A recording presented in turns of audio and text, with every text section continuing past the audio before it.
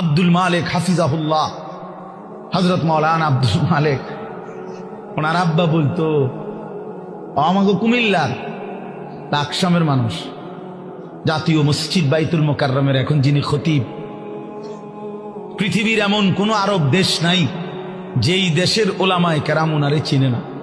বাংলাদেশে তিনি যদি পরিচিত হয় 10%, আরব বিশ্বে তিনি পরিচিত 90%।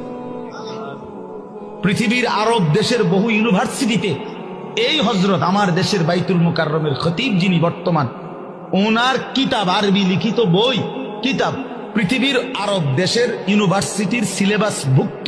আল্লাহর কসম, আল মাদখাল উসুলে হাদিসের এক কিতাব সারা পৃথিবী পড়ে, এত সুন্দর, এত জামে, মানে উসুলে হাদিসের কিতাব আর পৃথিবীতে নাই। মানে হাদিসের বিষয়ের যত নিয়ম কানুন, হাদিস শাস্ত্রের, এটার উপরে ওনার লিখিত কিতাব, অনেক কিতাব, অনেক কিতাব। আমি বলতেছিলাম ওনার আব্বা হযরত মাওলানা শামসুল হক রাহমাতুল্লাহি আলাইহি, ওনার বাবা আজীবন যেই মাদ্রাসায় মুহতামিম ছিলেন, আমি ওই মাদ্রাসায় মাহফিল করছি, বয়ান করছি, তো ওইখানে গিয়ে শুনছি ওই বাবাই একটা ঘরও দেখছি, ওনার পুরান একটা টিনের ঘর। তো ওনার আব্বা বলতেন সবসময়, আব্দুল মালিক তোরে লইয়া আমার বেশি চিন্তা, তারে দিয়া কি হইব, তারে দিয়া কি হইব, মানে তে কেমনে চলবো ভবিষ্যতে।